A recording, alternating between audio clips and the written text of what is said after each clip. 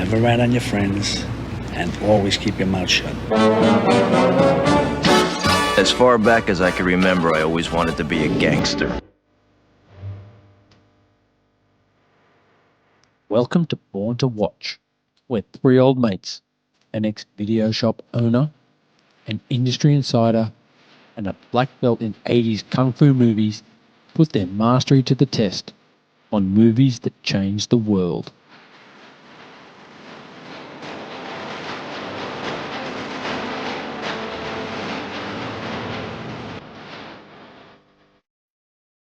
Hey there, fellow watchers. It's another episode of Born to Watch. And I'm Whitey. And with me, as always, are my two loyal co-hosts, Gow and Morgs. How are you, boys? Really good. Great to be back. Big day today. Oscars Day 2023. Yeah. All the awards going out. And a big fan of our show, Rounders. He's cleaned up. He's cleaned up the awards. Good on him. Mate, so he should have. 20 years in the making. Well, 20 years between roles, I should say. Well, I was going to say that if he didn't win an Oscar, he would have been the only one in that movie not to, apparently. Yeah, that's exactly right. Yeah. So they What certainly do we cleaned up. think of Everything Everywhere All at Once? What as a viewing experience? I think it's an ironic title because I don't think it's everywhere, anything, or all at once. So I struggled to get through it, to be honest. Well, I haven't seen it, but now that it's won everything, I was like, well, do I go and watch You should it? watch it. I Yeah. think I struggled to get through it. I thought it was a bit, it was all right. It was a bit weird been for an weird sake. absolute Okay. darling of the awards.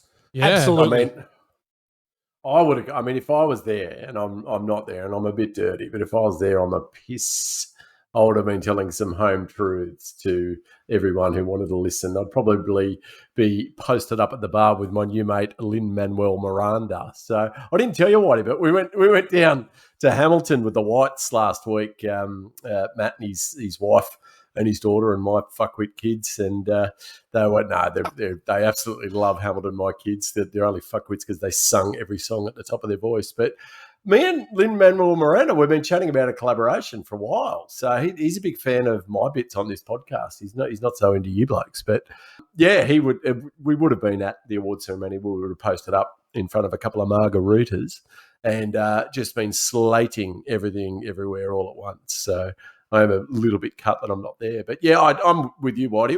I thought it was a tough watch. I got the hype, and I was like, I'd get into that. But what's the Banshees one? The Injuries of Banshees. The Banshees of Inisherin. Yeah, so I watched that this week, and that's excellent. Well, that's our mate. That's our mate. Yeah, that's it. So anyway, it cleaned up. So did All Quiet on the Western Front. A lot of technical awards. Yeah. But Well, it's quality. Top Gun Maverick. It won an Oscar. Best sound. Yeah, best Tom sound. will take that. Tommy brushed it. He didn't Yeah, go. Tommy wouldn't go. No. Yeah. He went back to England, back to work or something like that. Yeah. He's on Mission Impossible. Mission Impossible, 37, yeah. I think he realised it wasn't going to get a major award. Mate, I look in another universe. I can see Top Gun Maverick winning Best Picture. Why Yep. not? No, it could, but I obviously think he realised at this stage it wasn't going to. Yeah. So I'd much Yeah. rather Over watch Top Gun Maverick than Everything Everywhere All at Once again. I agree. I think out of all those movies, all of them, the most enjoyable movie out of all of them was Top Gun Maverick. have you seen The Whale? I haven't No. seen The Whale yet. I've No. seen parts of it. I've Have you? seen the Yeah. first sort of 20 minutes. Brendan So- Fraser wins Best Actor. Well, exactly. What a So now comeback. I'm interested to go, well, hang on, is it that good? Like he's made a comeback and there's been a bit of talk about it. He's a weird cat. I think he might Well, be. they're all weird cats, but he's a real weird cat. The thing that I'm happy about to come out of today is that Elvis won nothing, because there was a little bit of a groundswell for Elvis, and it didn't deserve to win anything. The first half of Elvis is a tragedy. The second half is not bad, but the first half is they were all on cocaine. There's no doubt. Baz Luhrmann they were all on coke. It was too much. How good. It was too much. It was too much. I've been to Graceland. I was at Graceland last year, and I was that fucking hungover that I really didn't appreciate all of Elvis's excesses at his house. But very, very different feeling being hungover in Memphis to watching that film, which is just another Baz Luhrmann jazz off into his surrealist, absurdist, whatever you want to call it, take on everything. Absolutely. So what did it win? Did it win? Won anything? nothing. Nothing at all. Not even. Not even. No, 1-0. It didn't deserve it. Okay, so we should probably get started. But before we do, I need to just mention one thing. Now, Dan, you mentioned going to Hamilton.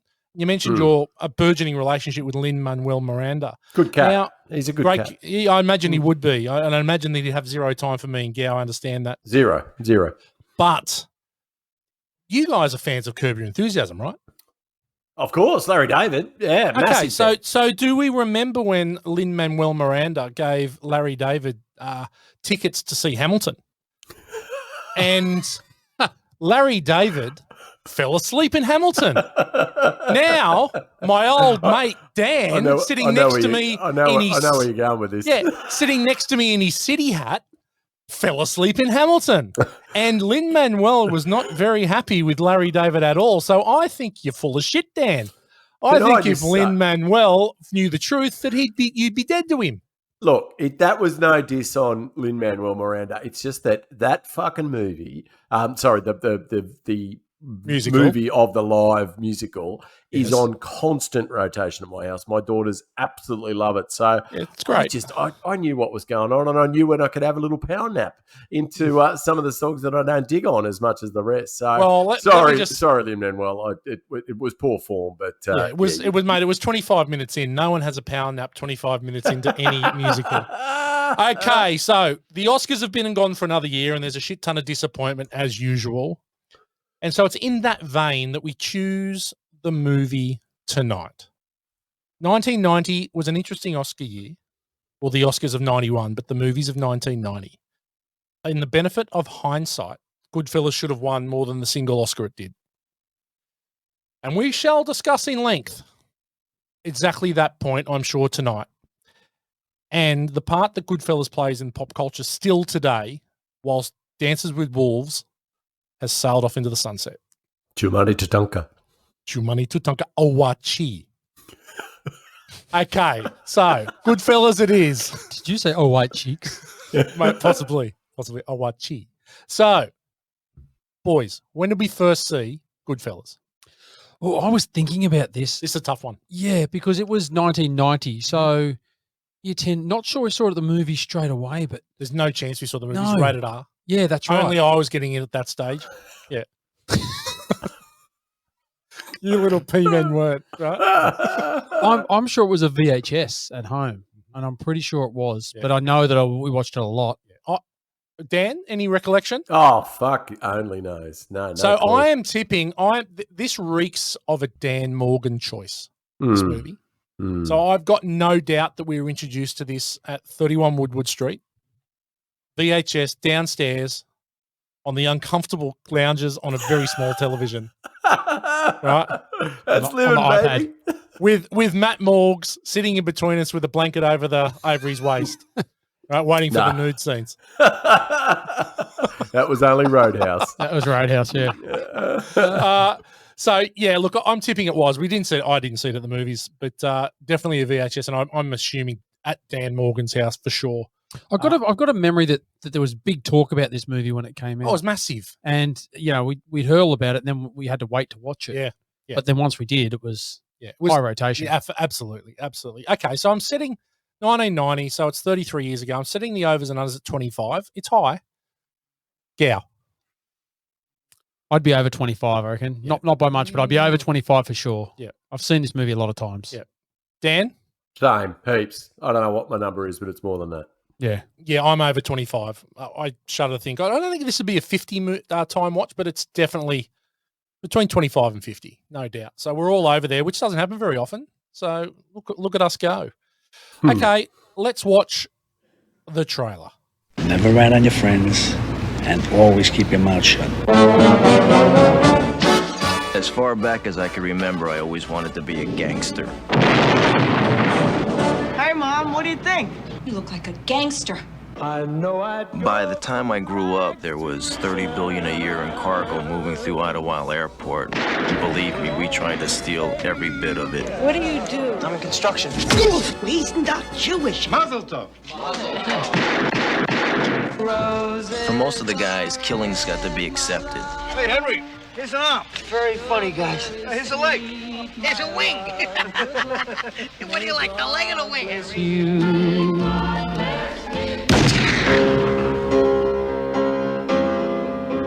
For us to live any other way was nuts. And we were treated like movie stars with muscle. We had it all just for the asking. It's gonna be a good summer.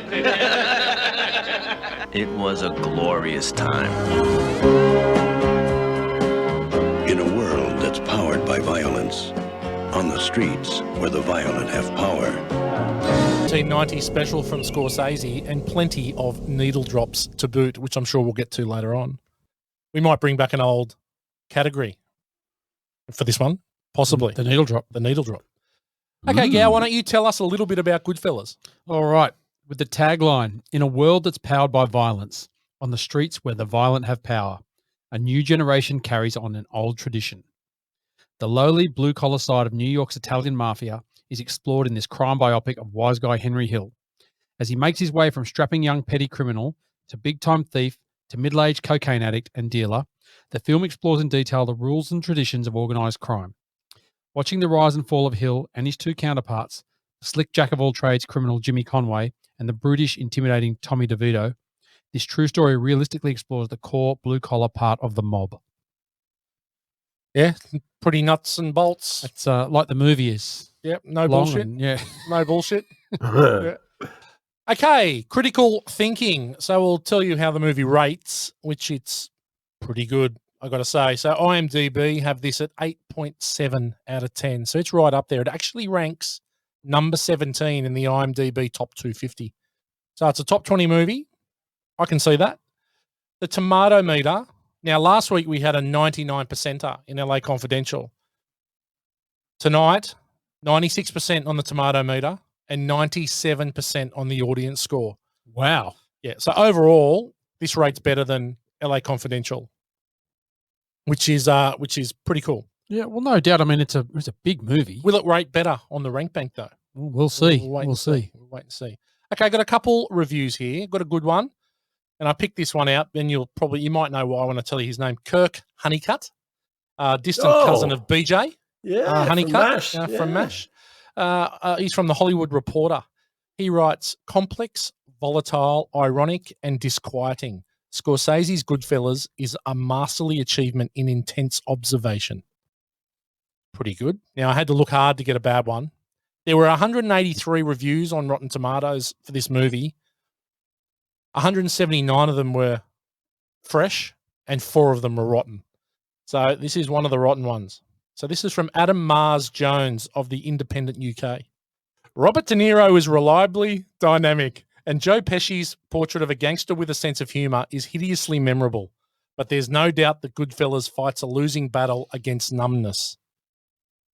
I don't understand that. Against numbness. Yeah, What do they you say think? it's boring. Yeah, like it's drawn out.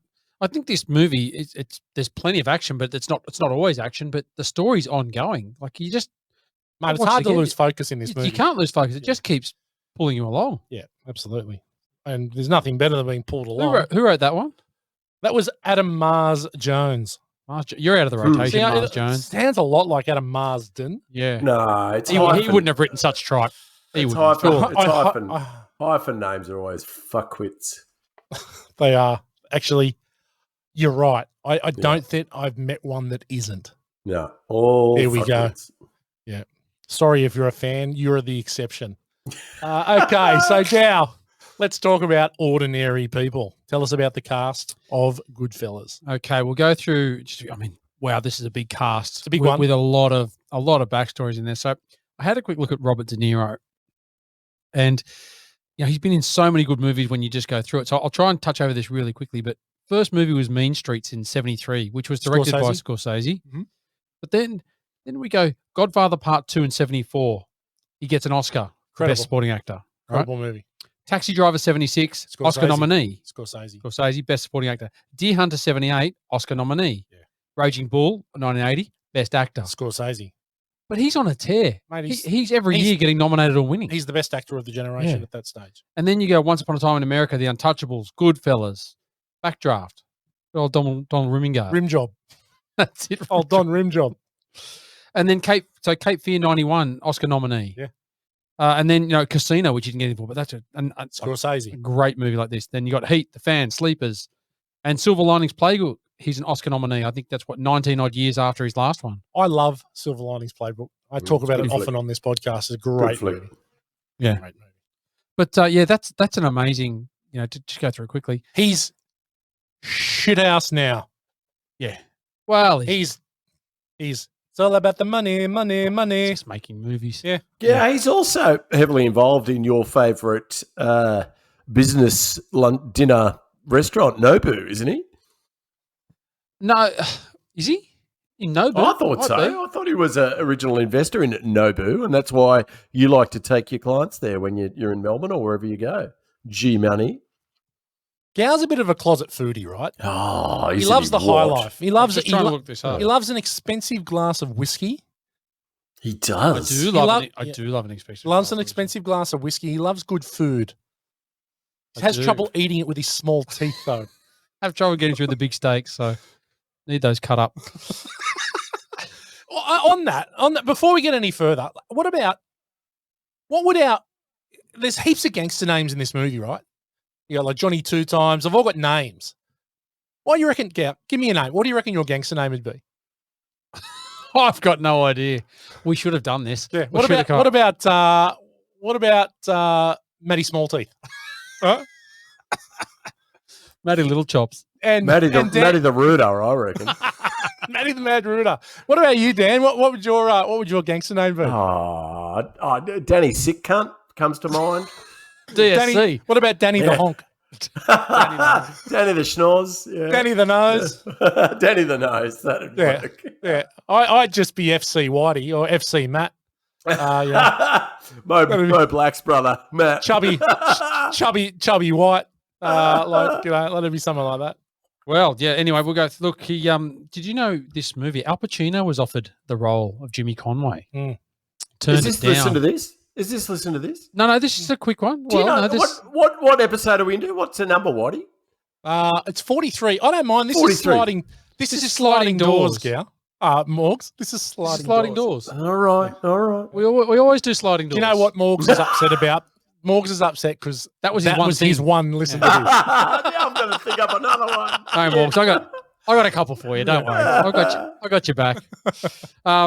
Yes, but anyway, yeah. So he turned it down because he didn't want to be typecast, Yes, and then went into Dick Tracy yeah, and played. in a similar role, but 10 times worse, Yeah. and was regretted it forever. Oh, why wouldn't you One of the regret this shittest movie? movies of all time. Yeah. Oh yeah, Dick Tracy sucks. When you turn a movie down and the guy that replaces you wins an award, you're no, you're not going to be happy. just dumb. Alexander Dumbass. But here's one that's a really weird one. He was considered for the role of Josh Baskin in Big. Robert De Niro. Josh Baxter. Yeah, Josh Baskin, who is Yeah, Tom Hanks. Tom Hanks. Yeah. Yeah. You couldn't imagine Robert De Niro playing the Tom Hanks role. No, No way. you just way. couldn't, could you? He's, Yeah. And he's a quality actor. Yeah. I don't think he can do that. No, it just would have been totally different. Totally different. I think Tom yeah. Hanks is underrated, and he can the range that guy can play. Like there's the mannerisms he picks up as an adult playing a 12-year-old is just incredible. So that those scenes with not Elizabeth Banks, whatever Elizabeth her name is, Elizabeth Perkins.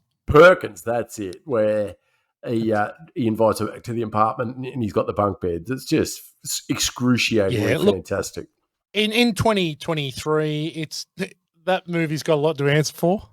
A lot to answer for. But anyway, Put it in the time capsule. that's it. All right, Ray Liotta. Now, he started on the TV show Another World in 1978, did some episodes there. But then first real big movie was Field of Dreams. Yeah, he's played Shoeless Joe Jackson. Shoeless Joe, yep, What which a movie. we'll cover. We'll cover. What a movie. And then Goodfellas was actually first choice to play Harvey Dent in Batman and turned it down to do Goodfellas. Okay. Which I'm going to say is a Right. good. So which is Billy a- D. Williams played Harvey Dent in Yes. the original Batman. Yes. Yeah. Lando Calrissian. Yeah. So he turned down to do this, which I think is a great move. Yeah, definitely. I mean, this is a starring role. It for was him. a nothing part in Batman, and Yeah, it compared was. to this. Correct. But I think when Goodfellas was made, I mean, I think even a few of them didn't think it was going to be what it turned out to be. They didn't think it was going to be as big a movie as it was. So maybe it was a bit more of a Maybe. a challenge to them at that stage. They should have or- known better, though, like Yeah. Scorsese, De Niro. It's going to be good. Yeah. He's got a fairly rough scon for a 21-year-old, it must be said. Yeah. Yeah, he does not look 21. No, and nor he's- does Joe Pesci look 20-something when he's 46. Wait, but yeah, well, De Niro's supposed to be 28. yeah. Yeah. So Marty Scorsese's just like, I don't give a fuck. What the hell Yeah, am I? okay. I don't I'm care. getting my boys. So Yeah. Oh, you had, but look, they're iconic in those roles. For Iconic. sure. But look, yeah, what else is he in? Copland, Hannibal, obviously. He was in Blow. He was in Revolver with Jason Statham. Ray Liotta does nothing remotely close to what he does for Goodfellas ever No. again in his career. No. That's his. no, That's his. it's a peak. real shame. That's real his peak. shame. Morgs, he was in The Many Saints of Newark. You've watched that? I have. It's good. As a Sopranos tragic, I, of course, was looking very forward to that. It's okay. It's it's not worth great. a watch. As a Sopranos fan, you need to watch it. But yeah, I won't hurry to see it again. So, speaking of that, he turned down the role of Tony Soprano, Ray Liotta. Is that right? That went to James Wow. Gandolfini. Yep. You can't see anyone but Gandolfini in that role. Once he's done it, no, you can't. I mean, you look at Ray Liotta in this, and you could think, okay, like he can handle. Yeah. Oh, he role. could have done It's it. a for similar sure. thing, He could have done but it for sure. Yeah. you just don't. I But he was think also David offered- Chase that's a masterstroke though, not trying to have the baggage of linking it to such an iconic character as Henry Hill in this. So it was definitely the right choice. But he could have done it. It would have been very good. Yeah, he was later offered the role of Ralph Cifaretto in it as well. Which is isn't that what's his name? Joe Pantoliano. It's Joe isn't it? Pantoliano. That's right. Yeah. Fuck, that was a brutal character. It was awesome. Yeah. That scene where he kills the sex worker out the that's the correct terminology these days. It is now. Yes. Yeah. Just horrific. Yep. But yeah, look, was also the original choice for the role of Dignam in The Departed, which is Mark Wahlberg's role, but turned it down. He had other stuff on. Mark Wahlberg's fantastic in The Departed. Yeah, and he really steals the owns that movie. role. But yeah, I think Ray Liotta would have done a great job there too. Yeah, he would have. You can see him in that kind of role, can't you? Yeah. Totally. Definitely. All right, let's move on. Joe Pesci. So his first major role was in Raging Bull. Yeah. And with Oscar De Niro. nominee. Yeah. He plays his brother. Yeah, he plays the brother, Yeah. plays Joey LaMotta. Yeah. Oscar nominee for him and to De Niro's win. Then he was in Once Upon a Time in America, obviously Lethal Weapon series. Or Whatever from Leo 2 wants. on. Okay. Leo gets. Okay. Yeah, and then obviously Goodfellas in 1990 for Best Supporting Actor Oscar. So He's actually done fuck all. He's got 44 credits to his name, Joe Pesci. Like he's not a massive. He's not a jobber. no, but he's I know what you're saying. He picks roles He's done for roles, specific. Like he's in Home Alone. He's in iconic roles. He's Casino, My Cousin Vinny. he's in JFK, where he's JFK, incredible in JFK. He's probably a little bit over the top, but he's always got iconic roles. He's not a jobber by any stretch of the imagination. No, in fact, he turned down Judge Dredd.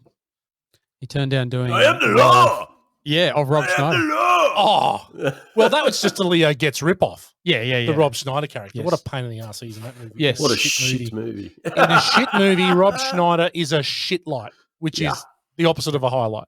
But yeah, look, obviously Casino, another big one for him too, which is basically Play the same character. the same character. But he gets a With a bit more blowjob. He gets a blowjob from Sharon Stone. So all power be, all praise, Joe. He gets a couple in that movie, I think. He does all right, Yeah. Joe. He does all right. Yeah, he does. And all 3 nominations and 1 win, all of them in Martin Scorsese films. Yeah. He's a legend. Yeah. All right, let's move on. Lorraine Bracco. Originally a model, moved to France in 1974, worked for Jean-Paul Gaultier. Mm. And then first roles in The Pickup Artist. What's that? Just guilty. Mate, are you French? Could be. I could pass for it. Mate, it's incredible. Do they have little teeth? They, some do. Some do. They did in Ratatouille. Nor in the baguettes. It's hard to eat a baguette. The baguettes of Montmartre are very difficult to eat with small teeth. I think we get. Didn't we have a Jean-Paul Gaultier aftershave bottle in Yes. our bathroom in London? Maybe that we all would Yes. stand up before we went out and all have a spray of the Jean-Paul Gaultier, and then you would Just a you would- spritz, Morgs. You would Oh, Morgs loves slay a spritz. some. You'd slay some tens and Please, And Morgs will get propositioned in the park while he's taking a shit. You want a Each service? man, You want a each service? man's That'll teach you to run away from us, Morgs. We all ran our own races when we're in the UK. one man's treasure is another man's trash. You want a service? I'm just trying to have a shit. I almost got my hand decapitated in the train trying to drag Morgs back in. Yeah, good luck with that. It was a good game. It was a good game. Yes, We played yeah, well, but yeah, it's yeah. fun. Anyway. Righto, Lorraine Bracco. All right, Lorraine Bracco. So early role in The Pickup Artist in '87 with Molly Ringwald and Robert Downey Jr. I thought, sorry. You said Molly Ringwald and I pictured Molly Meldrum. But just dropping his pants. Molly Meldrum doing in that? Yeah. Oh, what about his asshole? It would look like an 140-year-old's ass. Jesus. It's seen some action, that thing. I'll tell you what, I changed the tap washer at my father-in-law's the other week. I think it would have looked something like that. Oh, terrible. She also got an Oscar nominee in this for Best Supporting Actress, Lorraine Bracco. She's excellent. And then She yeah, carries and then, a lot of the film. She does. She does really absolutely. well. She's a good character in this. She's a fucking Karen, that's for sure. Oh yeah. Oh. Good scene when she first bails him up when he stands her up in the restaurant. my That's God. great. Oh my God. Yeah, but look, she was in Hackers in '95. Then The Taking of Pelham 1, 2, 3, and then most notable roles in The Sopranos, as we talked about earlier. She was the doctor. She's great. Yeah, she did obviously 5 or 6 seasons of that. And David Chase actually wanted to cast her as the wife, but then she saw that and went, this is a role. She was drawn to that role and said, no, this is a role I could really do something different with and get my teeth stuck into. You know, like Edie Falco is just ridiculously good in that. Woke up this morning, got yourself a gun. Oh God, I'll end up watching The Sopranos again this year. It's just fucking. Yeah, it's good series. I see it on TV. Should we do a Born to Watch rewatch? Yep, you do that. Mate, we've got so many rewatch. We've got to do Last of Us as well. Yep, last episode today. Oh, is last episode tonight? Yeah. Yep. Anyway, yeah. So look, she was on that. She did really well. She wanted that to be more of a challenge. She's also been on Rizzoli and Isles for the last 5. Or she was on it for 6 or 7 years. Yep. She was Angela Rizzoli in that. So she was actually the first choice for the role of Marisa Tomei's role in My Cousin Vinny, but turned it down. Didn't Marisa Tomei win the Oscar for that role? She certainly do. She certainly did. The urban legend of that they read out the wrong name. It's a good film, but it's not an Oscar-winning performance. Mate, have you watched it? Have you watched it? Yeah, it's good. It's a good film. Good flick. I like it. I think it's a good movie. Yeah. Joe Pesci's excellent. It's good. Yeah, Joe Pesci's awesome. Yeah, he's good. And she's great too. Yeah. So look, quickly we'll go through. Paul Sorvino's the only other one. He's the only other big actor we have in there. He was originally trained and wanted to be an opera singer, but then got into the movie. So he's in Dick Tracy in 1990. Played Lips. Goodfellas. Paulie Cicero. Yep. And then in Nixon, Romeo and Juliet in 96, Bullworth, Once Upon a Time in Queens, and then most recently in Godfather of Harlem. The last 3 years. With Forrest Whitaker. Yeah, good one. But yeah, he passed away last year. Passed away last year. R.I.P. He's very good. Very good. Mira Sorvino's dad. Sorvino's dad. Yeah.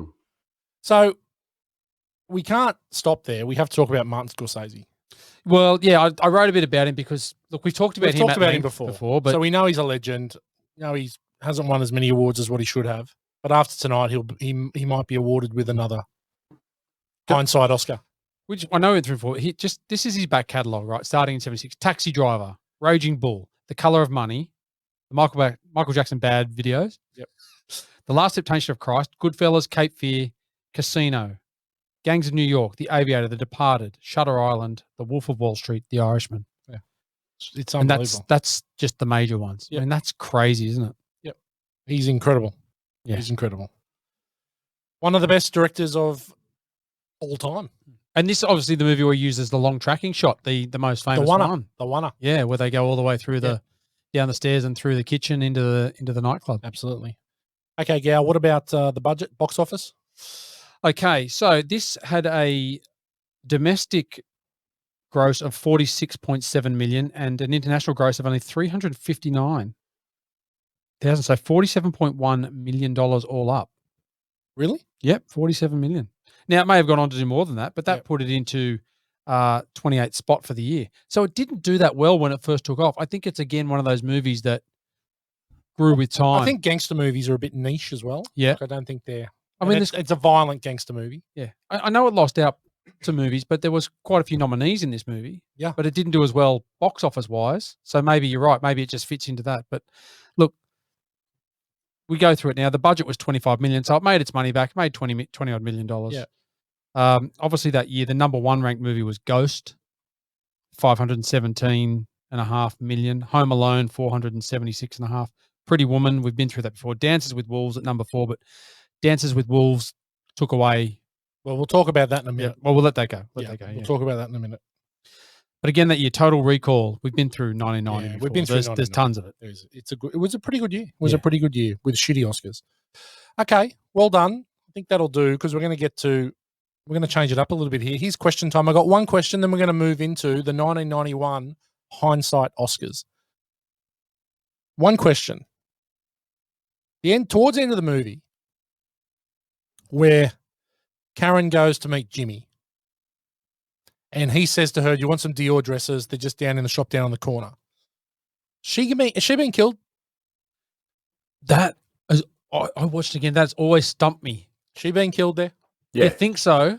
Yeah. Right? I 100%. By that time, Jimmy's massively paranoid. He's Paranoid. cleaning Yeah, house. well, Yeah. No, he'd she's already gone. cleaned house. Yeah.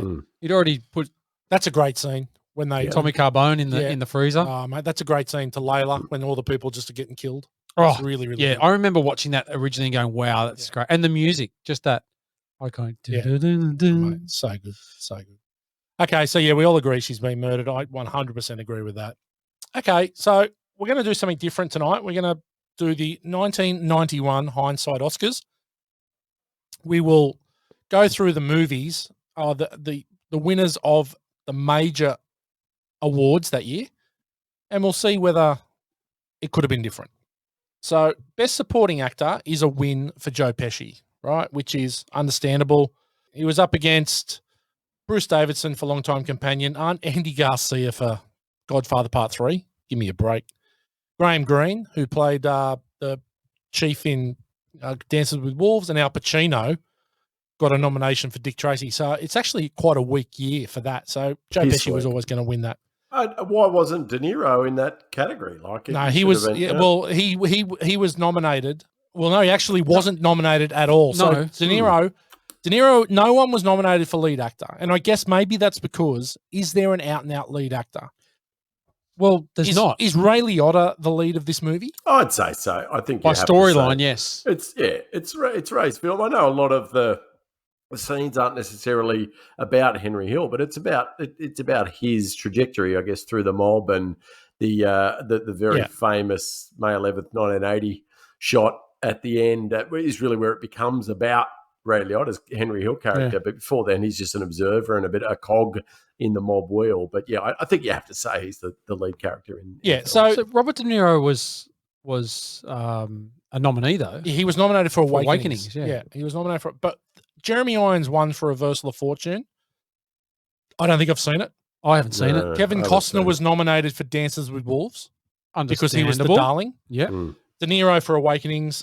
Gerard Depardieu, Cyrano de Bergerac. He had a moment there for a little bit. did have a Old moment. Gerard. He did. One of the ugliest heartthrobs ever to grace the screen. Ooh, he got to make love to Andy McDowell in Andy Green McDowell. Card. So on the back of this, well done, Gerard Depardieu. And then Richard Harris, who is a quality actor in the field. Now, I have seen 3 of those movies. That's weird, huh? Yeah.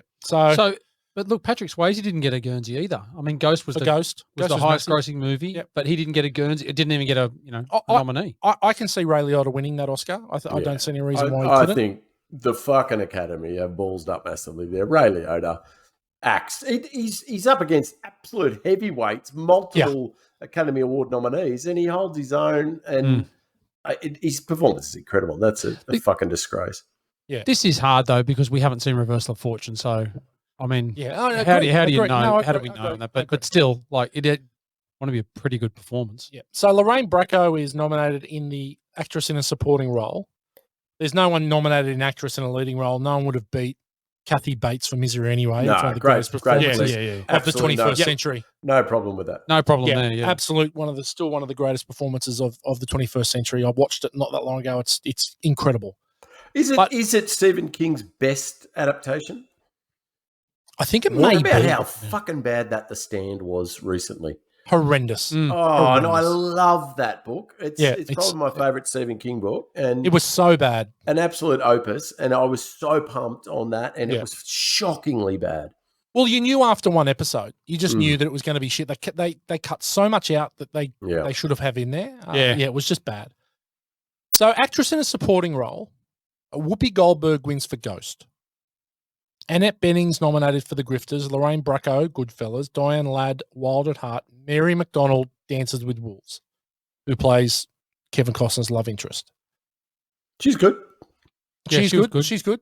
I haven't seen a couple of those, so Yeah. hard to comment. but Okay, so I thought Whoopi Goldberg was pretty good. yeah, I think She's it's hard to go against Whoopi Goldberg. I think, in a different role in a different movie, I think Lorraine Bracco, it's hard there. That's a tough. That's That's one. tough. But, That's a tough but one you to could beat. see her winning. Yes. You could see Yes. her winning. She was pretty amazing. Where it gets really interesting is when we get to the best picture and the best director. So, best director nominees are Kevin Costner, Dances with Wolves, who wins. Francis Ford Coppola for Godfather Part 3. Martin Scorsese for Goodfellas. Stephen Frears in The Grifters. And Barbet Schroeder in Reversal of Fortune. I have no idea how Scorsese doesn't win this Oscar. Yeah. Don't get me wrong. I think that I actually don't mind Dances with Wolves, but it does not have the longevity that Goodfellas does. There is a Well- strong argument that Goodfellas is one of the top 5 movies ever fucking made. Like it's Yeah. not. Yeah. This is a ridiculous travesty that they tried to correct with The Departed, which is not as good as Goodfellas. And No. yet they gave him the makeup penalty for that. But no, I mean the Godfather Part 3 is a steaming pile of fucking horseshit Yeah. as well. So. There's I don't know what everyone was smoking at this time. Obviously, I wasn't even on the radar of the Academy at the time. I was just in 1990. I was just I haven't even decided what in the entertainment industry what part I was going to take. I was a triple threat. I could have been an actor. I could have been a singer. Could have played in a rock band. I could have. You were doing some urban videos around the skate parks and stuff. That's it. Doing Like some, I doing some stuff was, out there. I was the Spike Jones of fucking Dimpner Street. So I was multifaceted, but I can't actually remember why this story became about me. But yes, it was a travesty. You were 12 to 18 months away from writing your opus, your love That's opus. That that As a songwriter, it was definitely in my infancy. I will agree. So. we as in the great words of Hannibal Lecter, we covet what we see, Dan, and most songwriters write about their own environment and experiences. And I just remember back to when we first met. Okay, and I didn't have a lot of experience back then. Fuck, I Good hate sing. it when you bring that up. One of the great Christmas presents. one of the great Christmas presents. Righto. Let's fucking move on. I've never seen a drunken man in the front yard of a house, doggy style spewing for about an hour and a half. But anyway, the best picture, which was won by Dances with Wolves, again, nominees are Awakenings, Ghost, Godfather Part 3, unbelievable, and Goodfellas. Now, again, it's a travesty. Dances with Wolves, it's a massive film. It's got huge scope. It's a probably story at the time that sort of needed to be told, but it was not a very unoriginal story. It's a bit, I mean, you can look back and you can see that it was very different to, gangster films were de rigueur. There's certainly that, but I just don't think people realised how good Goodfellas was at the time. It just boggles the mind that they could fuck it up so badly. It's really hard though. Sorry, keep going. Sorry. Kevin Costner did a great job with Dances with Wolves.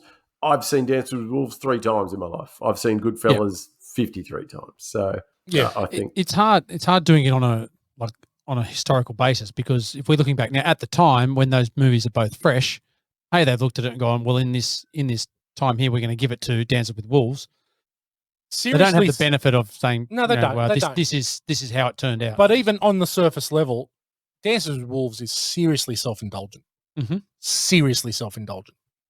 Like there are not many scenes that the director of the film doesn't have himself in it, and sometimes was this his debut? it was his directorial debut. Directorial debut. Yeah, that's what I meant. And it was massive. And I remember Yeah. seeing it at the cinema. It blew me away. Yeah. And I've seen it a few times.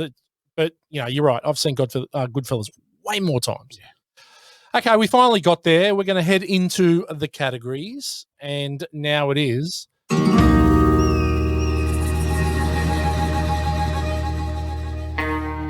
the good, the bad, and the ugly. And we'll start with you on the land, Dan, for good. What do you got? Gow touched on it before, the Copacabana tracking shot. It's one of the most famous shots in fucking cinema history. So it's if you don't remember, it's Ray Liotta, Henry Hill's character, with Lorraine Bracco entering the Copacabana club, and instead of lining up with all the schnooks, they go down through the back, through the kitchen, and it's a one-er. Gow mentioned that, which is basically it's a one take. So there's no edit. It's just it's just rolling the whole time, and Scorsese said it had to be done in one sweeping shot because it's a seduction of Lorraine Bracco's character, and it's also the lifestyle seducing Henry Hill. So this is what he loves about being a gangster. It's the fact that he can enter through the rear and end up in the front row of the club. So. And who doesn't love to first enter in the rear and then end up out the front telling your mates? So it's look, it's a incredible, one of the most famous shots in film, and it's what I remember. It's this and 11th of May 1980, which is basically Henry Hill had a very, very bad day, which is the shot when he gets up at 6:55 a.m. and thinks that he's been followed by helicopters. And when I think of this movie, they're the two extended scenes that really stand out to me. There's certainly many others that are brilliant, but that's what I love. From that very bad day, from that cut to black with the title sequence to the end of the movie's flawless. Like it's going at 1,000,000 miles an hour when he's talking you through about he's got to go take the guns, he's got to come home and cook the meatballs, and Scorsese's changing all the tracks, and there's multiple. Oh my God! It's just brilliant.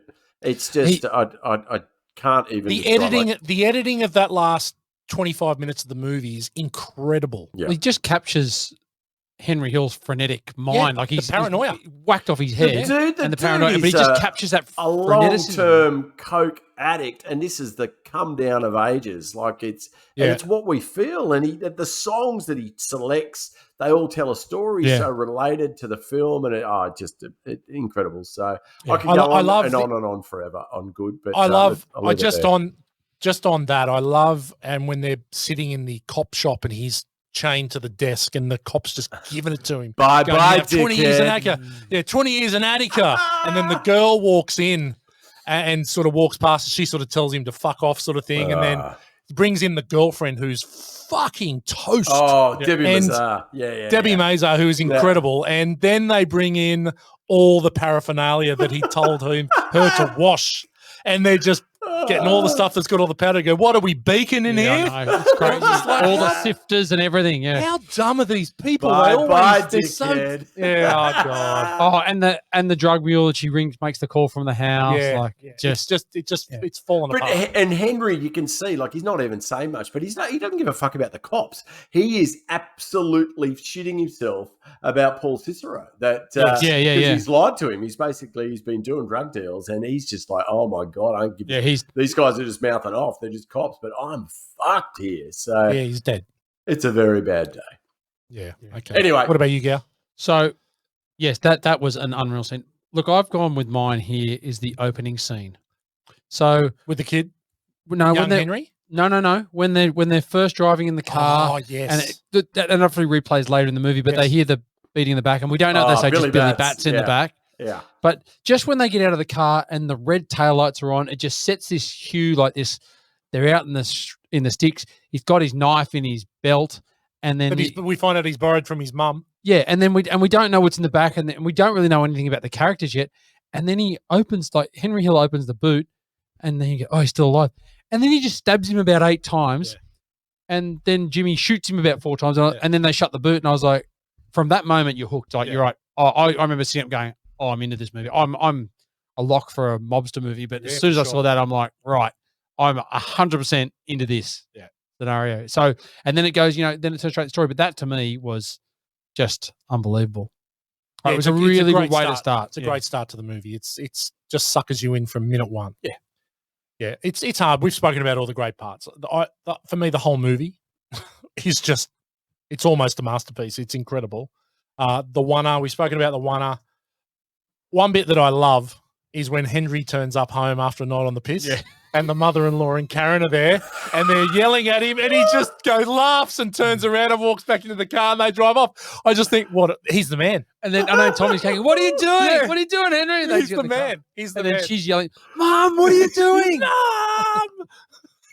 Oh, brilliant! I just think that bit because he's trashed, and I just think that's so. But he turns and just laughs. We've all wanted to do it. We've all wanted to do it. We're being abused. We've all just wanted to turn around and hop back in the car and just drive off. I just got one quick other one. I know we're only supposed to have one, but that's right. The one where he shoots Spider. Yep. So only just because it just shows. I mean, both scenes where he shoots him because it just shows the menace he has in him, and then he just doesn't give a fuck. Yeah, he shoots him, and then he's like, "Well, he pissed me off," and then he just goes back to normal. Yeah, and then when he kills him, he just looks at him, he just stares him for ages, and everyone's making a joke, and then he just kills him, and then he's like, "Well, he got my nerves," and it's just that psychotic term where you're like, "Oh, this guy's unhinged," right? Yeah. Like you can just you just get that point where he's Nicky Santoro, he's Tommy DeVito, he can do anything. Okay, I just really had the needle drops. The music in it is just Scorsese, to a T. The editing, how he manages just to keep the movie rolling, and you never actually fall out of the movie. It's just the minute you start to sort of maybe start to fade, bang! It's a cut, and you're into something else. It's just incredible how he does that. He's a master. He's an absolute master. What about anyone got anything for bad?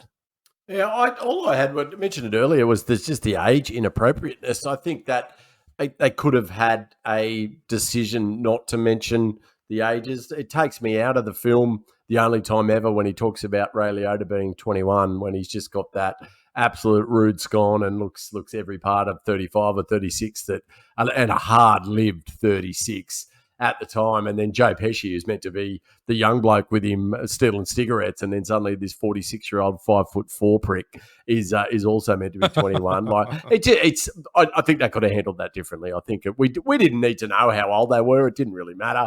That was in hindsight probably a poor choice.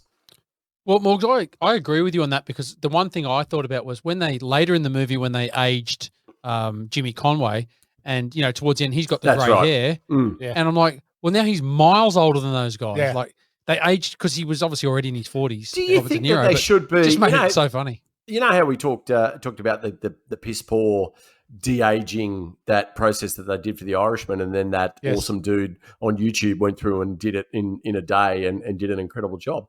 I'd love to see them do it for this film and see what a 21-year-old Ray Liotta looks like in that role and what Joe Pesci looks like at 21. So if anyone's listening that knows how to do that sick shit on the Canva or whatever graphic design package you use, rip in. I would watch it in a heartbeat.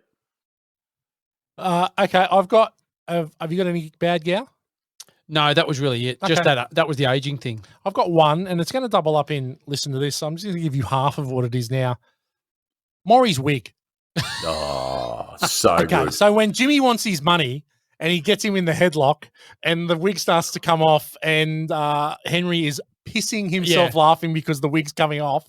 That's what because he's strangling him with the telephone cord, and the wig's coming off, and he just starts cacking himself. But the ad, his shop ad, is one of the greatest bad things I've ever seen. Yeah. You know what it reminded me of? It reminded me of the 30 Bird, for one. But it reminds Dominelli. But I don't know, Gal, and Morgs, you go to the cinemas up here on the Gold Coast, local businesses are still doing local ads. Yeah. And it reminds me of a Von Bibra auto ad from up at the Auto Mall at Rabina. And it's exactly that. Yeah. It's Maury's wigs. Yeah. And I've got more on that in Listen to This.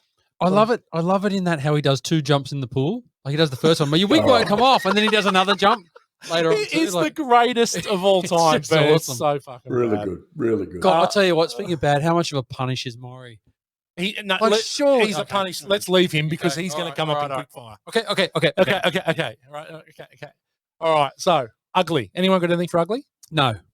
Dan? The pink Cadillac that Joey Carbone was his wife is pretty You know fucking I loved fugly. you So, for no, your it's not pink Joey Carbone. Cadillac. It's one of the other Plush dudes. velvet seats. No, it was Riding in the back, cruising down the street, waving to the boys, feeling out of sight. Spending all your money on a Saturday night.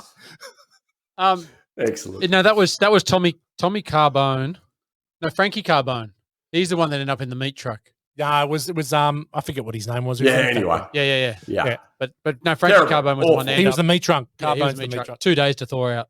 How Mate, they're so this is a shout out to Goobs. Goobs, how long would a pink Cadillac sit on the lot? That's got to be longer than 90 Day Beige and a lot longer than DCR. Goobs, come back to us.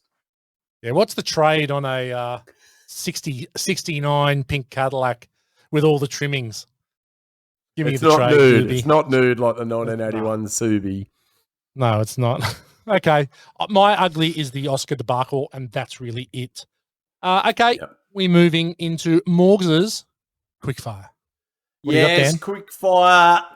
Quickly becoming one of the top 10 segments on this podcast as Lin-Manuel Miranda was a big fan of it. So starting off with That's Not a Knife for a scene that has passed over into popular culture from the film. Yeah, there's a few in here that I think we talked about the oneer. It could be arguably one of the most famous shots in film, but anything that really stood out for you guys? You're a funny guy. You're a funny Yeah, that guy whole scene is amazing. Wasn't meant to be in the original script. No, Joe Pesci unscripted. introduced it unscripted. Yeah, I totally agree. I think that has passed over for sure. In fact, probably that more. The one at the Copacabana is more for film nerds. But You're a Funny Guy, I think, is very, very much has passed over into popular culture. Gal, anything for you? No, I was just saying on that, Joe Pesci actually talked to Scorsese about that because that had happened to him. He'd spoken to a mobster earlier in his life at somewhere, and he sort of said, "Oh, you're funny," and then the guy had given him not a very good response. So he wrote that as he went, "Hey, this happened to me," and then Scorsese gone, "Yeah, write it in," and then they didn't tell any of the other actors their scripted lines. That's So legitimate reactions. reactions to it, yeah. So that's a really funny story that he got him to do. It's evil the way that he's able to, and we've all been in that situation in our own lives where someone just carries on like an absolute fuckwit, and then tries to, I almost had you, like it just anyway. I can think of it a few times, but the next one is Philip Stuckey in Pretty Woman for the biggest douchebag in the film. Wow, this is interesting because they're all evil. They're all sociopaths. Was there anyone in particular that stood out for you guys? I'm going to go with Henry Hill. Oh, right. Now, well, let's look at this. Right, he comes up through the ranks. He, makes himself into a mob. So he gets in the crew with the guys. He's doing all right, but then he goes to jail. He starts stealing the drugs. Big Paulie tells him to stop. He refuses to because obviously he's making money. Then he gets addicted to the drugs. Then he's off, he leaves the wife, and then he's off shacked up with the girlfriend. Then he comes back. Then he gets caught with all of that. I'm giving you the whole movie here. Yeah. And then when he does, Good overview, Gal. he throws his mates down the Down the tube. toilet. And he That's goes, a "Oh, really, look at that lifetime." really solid take, G-Man. I like it. He gets them all taken down because of his drug, getting caught by It's his fuck-ups. by the DEA because of his drug, trafficking. 50 mobsters went down in real life due to Henry Hill's testimony. Yeah. And then he went, Incredible. so he saved himself in the end. So out of all that, and the whole thing, all the Friday night with the girlfriend, and then Friday night at the clubs with the girlfriends, not the wives, and then he set the girlfriend up around the corner, like all of that. So all plays into his character. But I can't argue with that. Billy Batts is a knob, but he's nowhere near as big a knob as Henry Hill. So Whitey, I got Maury. Murray. Yeah, well, Murray's Murray's just a a punisher. torture Murray. seat. Yeah. Absolute No, torture. Maury's a pain in the ass. Shut the fuck up, mate. Yeah. Shut up. Oh god. And not being able to read the room that know that if I push Jimmy this far, he's maybe going to whack me. And I don't think you're going to be getting any Danish pastries at this coffee shop that's open the 24-hour one, mate. He's so dumb. You're getting a blade in the back. So yeah, great call, great take, G-Man. Next one's Yeah, the good cast take, of G. Caddyshack for an actor or entire cast that aren't quite sure what movie they're in, this is absolutely flawless casting. No, there is agreed. not one person in here that doesn't know what they're doing. So I'm just going to overrule you blokes on this one. Next one's Ripley running for our favourite Sigourney Weaver, but her piss poor athletic prowess in the Aliens movie. Is there anyone in here that really struggles with their gross motor skills? I've got one, and it's when they're frog stomping or kicking Billy Bats. And De Niro's got the arms wailing in the air, and like when they're going to kick. It doesn't look good. I've got De Niro. It might be that scene or another one where he's beating someone up too. He looks bad throwing a punch again. Okay. Yeah. But yeah, he's a bit of a. I think De Niro's. He's a theatre kid. Yeah. De Niro. As tough as he seems, he's a theatre kid. Yep, He's Jason agreed. Alexander. I had the same. I think that some of the striking that they do wouldn't blow out a candle in the UFC. So that is the theatre kids trying to be tough guys. But excellent. Next one, also from the Aliens movie, was a director's cut series of scenes that tell us a bit more about what's going on, a la the robot sentries in, again, the movie Aliens, which we all love. Is there anything else you wanted to know about this film? I could have had a little bit about Henry getting into the coke in jail. Because it's nothing is done, and then all of a sudden he just says he's doing it. Yeah, he's dealing the pills, and so maybe something there where he's. Well, they sort of explain it later, but they don't really do it well because he sort of says, you forget Paulie, he's not going to give you any money. They've got to turn their backs when they're out because they're on parole. But they don't really explain it. Like the reason he's doing it is because he's got to get cash coming in to support his wife, and no one's helping them out. Yeah. So. Yeah. They don't do a good job of explaining. No, they don't really. So maybe that. But other than that, no, you don't need to. It's probably unnecessary, but it would have been nice to know. Could have run a bit more on Stax Edwards. How good was Stax? Yeah. Stax. Samuel L. Jackson. Yeah, he comes to a brutal death. So it was, definitely. But he was the first one to go too. Yeah. Yeah, well, because he left the truck. That was what started it. He's a dumbass. Then he just started cleaning house, old Jimmy. Good last one. Whitey's Brad Pitt for an actor in the film that you might want to have a special Tuesday nooner a la Dan on the Land given it. Anyone in here that you think was worthy of your love, Mr. White? Look, no. A lot of the women had baked bean teeth, and that didn't really float my boat. There was maybe one of Henry's girlfriend's. Henry's Gumar is not great. Like, if you're going to get a Gumar and run the gauntlet of getting caught by Lorraine Bracco and pointing a 38 snub nose in your dial, pretty ordinary. So, what about what's her name? The girlfriend at the end, the dark Debbie Mazar. Yeah, that's a good choice. I know, and you've always been a sucker for the dark hair. I know you've put a few tens away in your time. Penchant for the dark hair 10. I'm with you, Gail. I think Debbie Mazar, there's something about her. She's got a bit of a weird scone, but before she turns into a coke fiend, she's not. She looks all right. Oh no, I think she's pretty good as that too. Yeah, that's just your respect for her. That's all. You know that scene where she trips when she's in the room with Henry Hill? That wasn't meant to happen. She tripped on the dolly cord. Oh, really? And then it worked. Yeah, because it looked like he was sort of. Is your sole purpose on this podcast tonight to fuck over me on all my listen to this? Is that what your goal is here? Well, I got to say that I got a good one for you, Morgs. In 43 episodes, you haven't given two. Listeners. So the fact he's taking. You're bringing your A game today, which we've got to respect. I'm just having a look now. Jeez, I'm pretty light on, so we'll have to find something else. But yeah, excellent. Totally agreed. That was quick fire. Well done, boys. Okay. All right, well done. Okay, now we're going to head into listen to this, and Gal's taken all of Morgs's. So have you got anything there, Dan, you want to fire at now before we let Gal ruin it again, or? Oh, look, just one particular scene at the end, which I didn't understand until I did a bit of research. But you know how the Joe Pesci's character Tommy comes back to life right at the end, and he's shooting right down the barrel of the gun at the end of the film. Yeah, so that's actually a nod to a milestone 1903 film. It was a silent Western film called The Great Train Robbery. The Great Train Robbery. Which ends in a similar shot. And according to Scorsese, he saw his film as part of a tradition of outlaws in American pop culture and his films. And he noted that despite nearly a century separating these two films, they're essentially exactly the same story. So that was really interesting. And I never knew that until you made me do some research for this particular segment.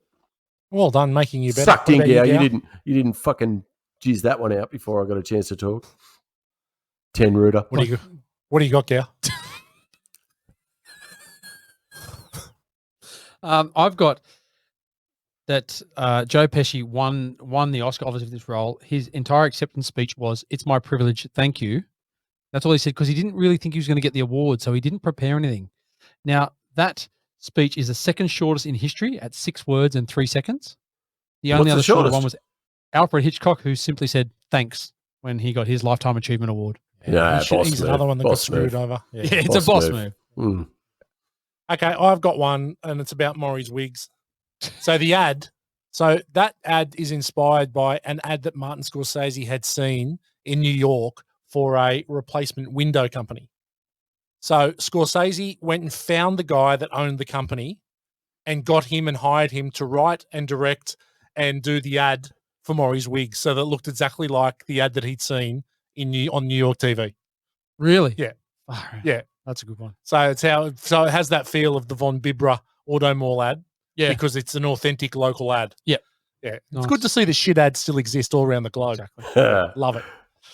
Okay. Anyone got 1 degree? It's easy. We've already spoken about him. Okay. It's Robert De Niro as Rimgale in of course, Backdraft. Backdraft. Yeah. But also, it's a double trouble. Yeah, Ray Liotta must have done something with He did Unlawful Entry. That's with right. Kurt Russell. Yeah, he was a bad and Madeline cop. Stowe. Yeah, He was a that's bad right. cop. Yeah. Yep. Well done. Anything Okay, for quotables? Quigley Down Under? No, there's no.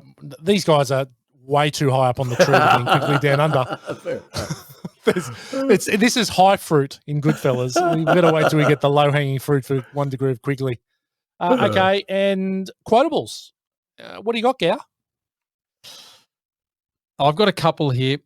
I don't know. I don't think I'm going to jump on anyone's. But the whole funny guy one, and I don't want to go through the whole thing because it goes for ages, but the whole funny guy It's one amazing. is obviously amazing, and that has passed over into normal culture.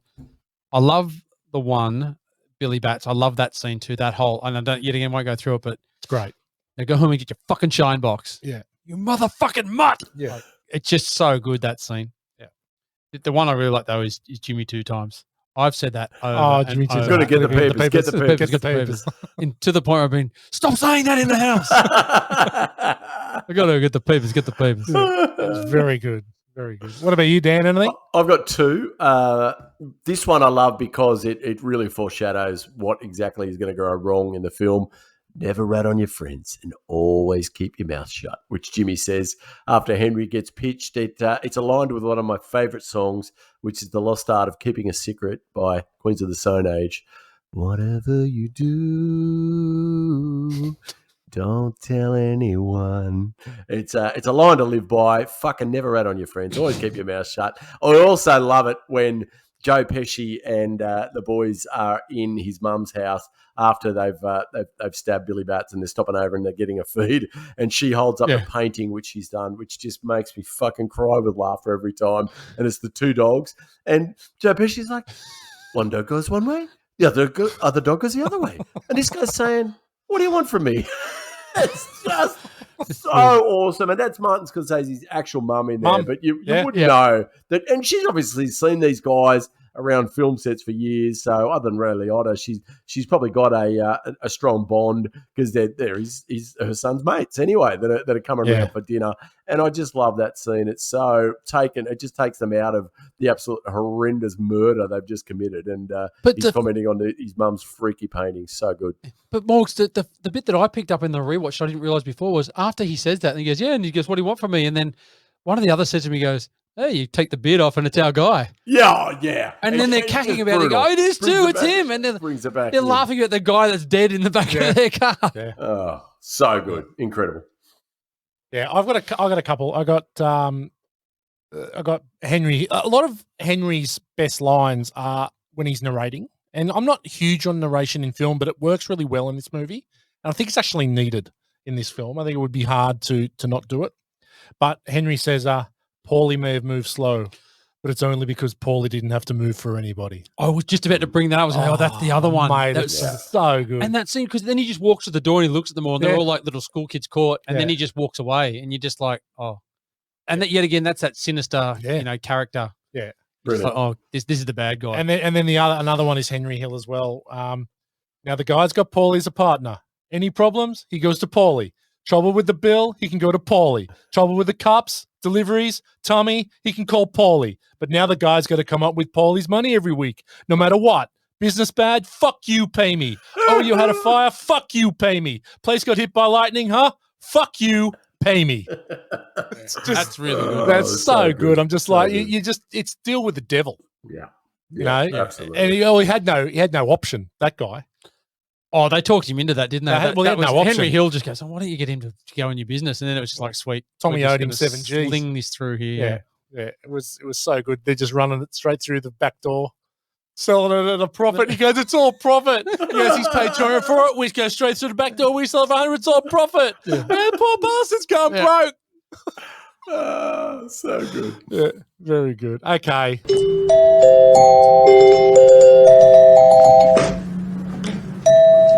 Film school? The fuckwits. Yes, fellow F-wits, definitely the number one segment on this podcast as agreed by Lin-Manuel Miranda. Very quick film school for fuckwit this week. It's titled Just Watch This Fucking Movie, and that's all I want you to do. If you've seen it many times, go watch it again. If you haven't seen it, fuck you. Go and watch it today. And that was Film School for Fuckwits. Thank you. Nice work. Yeah, well done, Dan. That's the best film school for F-wits you've ever done. That was passionate. But the good thing is we cut that one short because now we're moving to Stan Bush kick-ass credit song. And Gow's on stage tonight. And after the last effort that you did when it was my song, but you just doubled up at the end, I'm excited to hear what we've got here. Is Henry going to work on the docks or something like that? Or It could be. You'll have to. No. This is an original tune. I'm recording this. I thought about it, but no. No recording. We'll never get through it. Gow can't handle it when the camera's on him. All right, here we go. What's it called?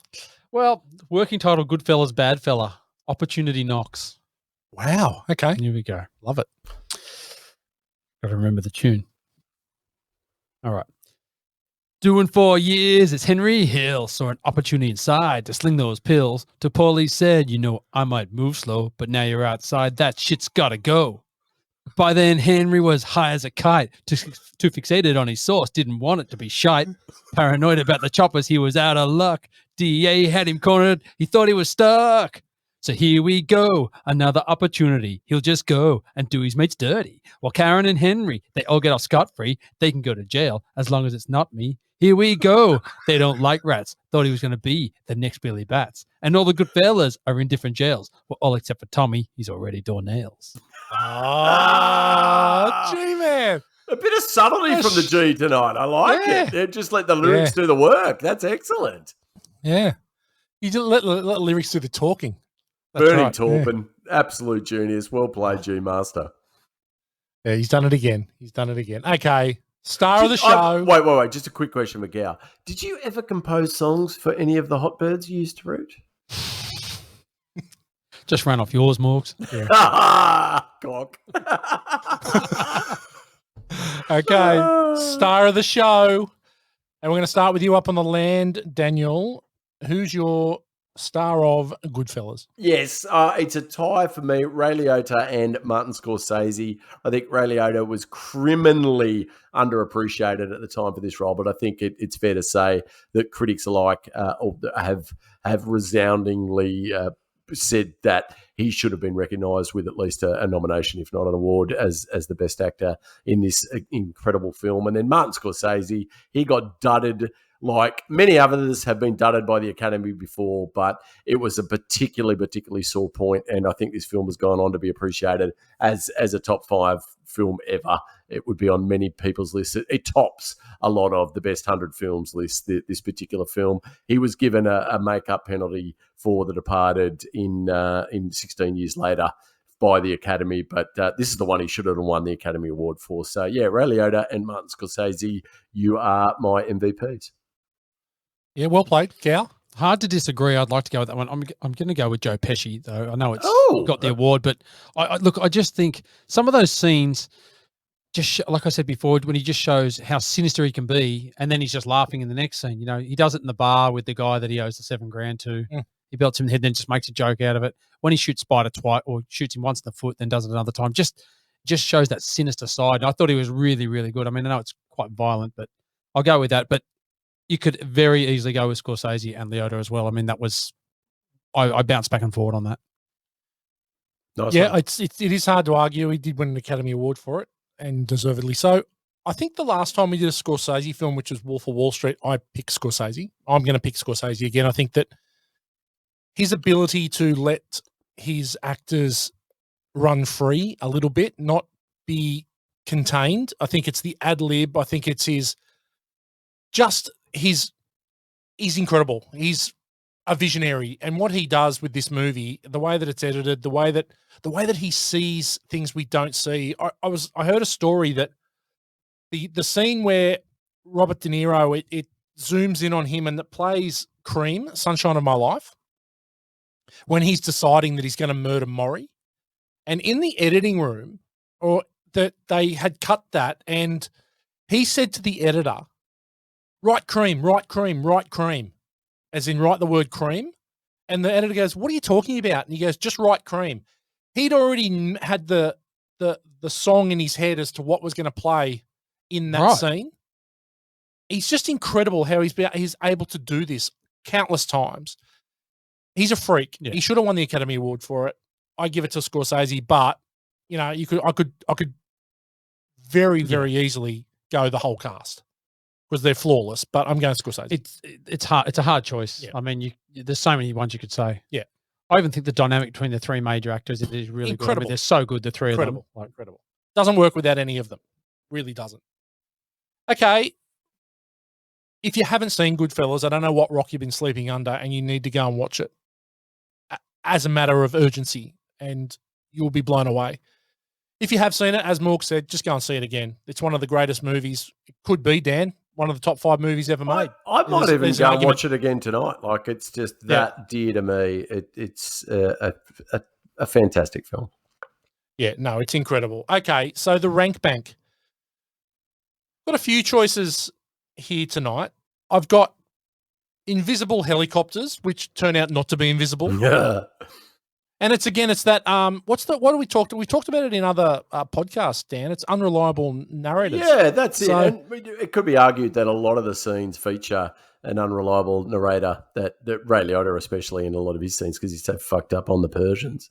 So yeah, that's definitely a prime example of it. Nice one. Yeah, I've got Karens. Just Karens. Yeah. Because she's a bit of a Karen. I've got annoying wig salesman. I've got paranoid coke addicts. Or I've got shine boxes.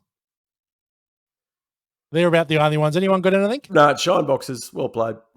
Shine boxes. Shine boxes it is. Go get your fucking shine box. Fucking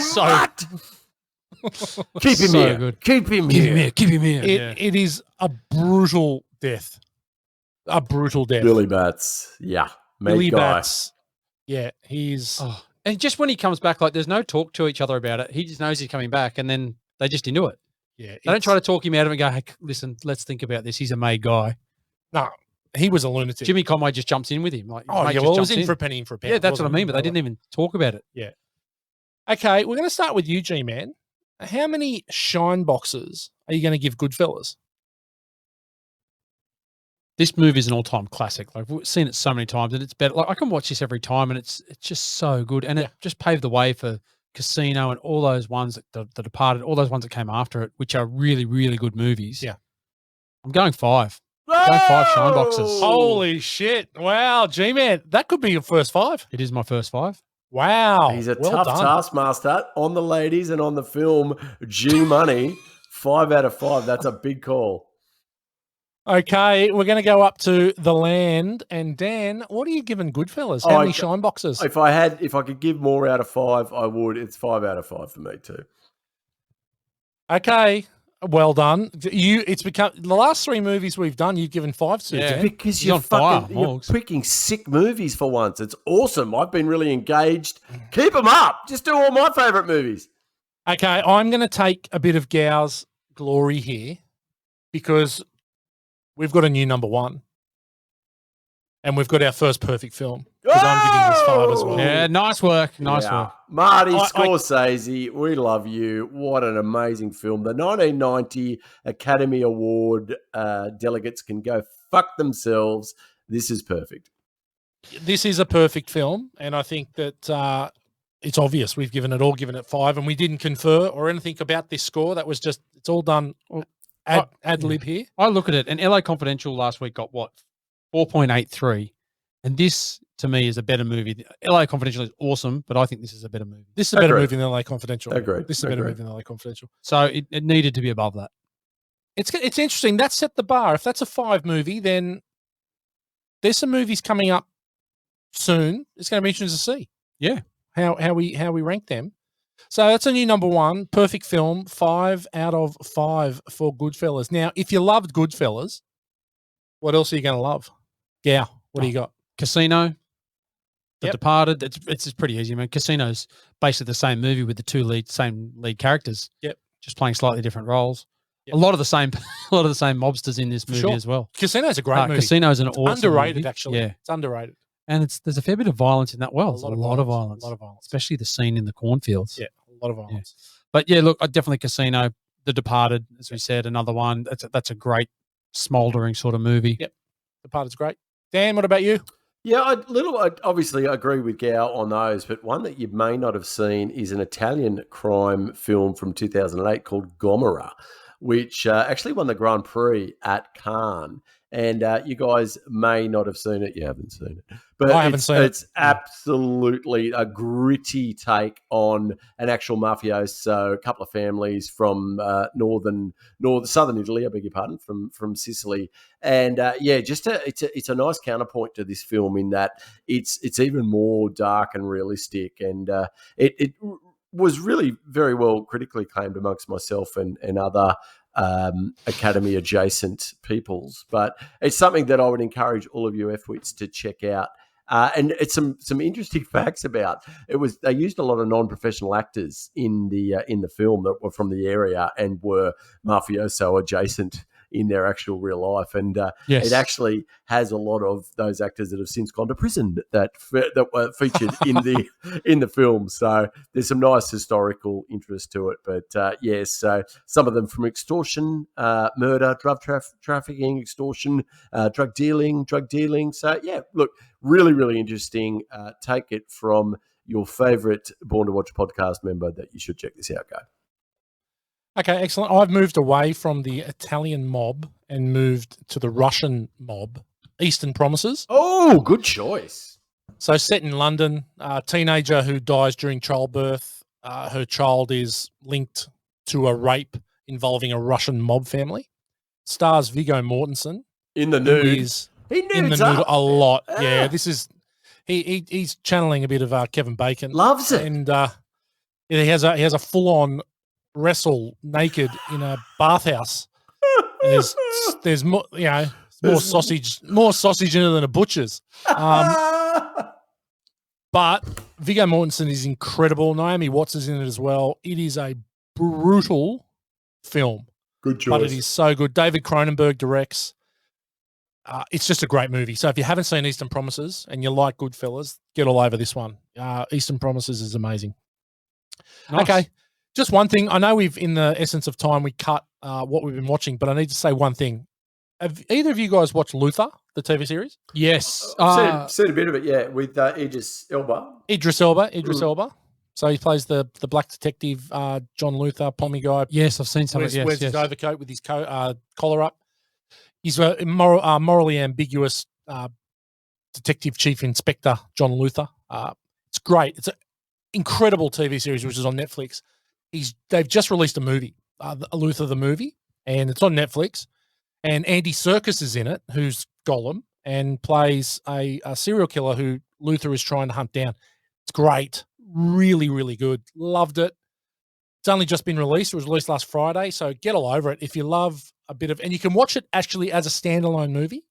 You don't have to have watched all the stuff. There's a bit of stuff at the start which sort of plays it up and lets you know a bit of the backstory. So you can watch it as a standalone if you've not seen the whole thing. But if you've not seen Luther, get on it. It's incredible, brilliant. Good call. I was thinking that one was the French one. Emmanuel. Okay. It's something like that. Yeah.